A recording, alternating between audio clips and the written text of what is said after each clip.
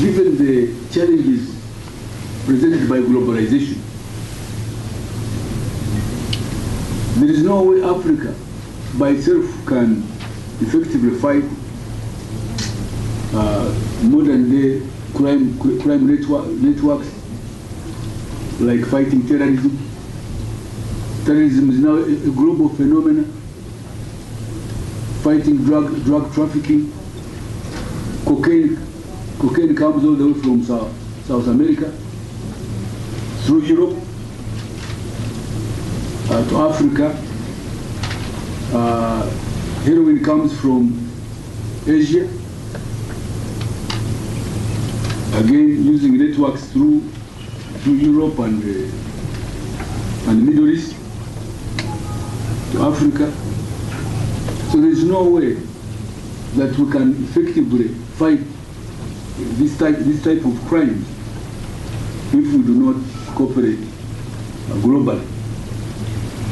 In that respect, therefore, we value the cooperation with Italy, specifically the Carabinieri, which we know is one of the most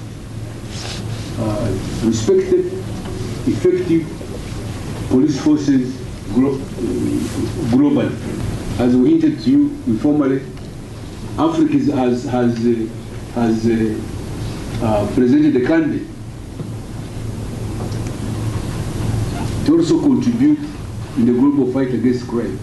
And given our experience, because we have vast experiences in fighting all sorts of security crises on the continent, we believe it's high time we also share this experience with the rest of the world and by contributing to the Interpol community.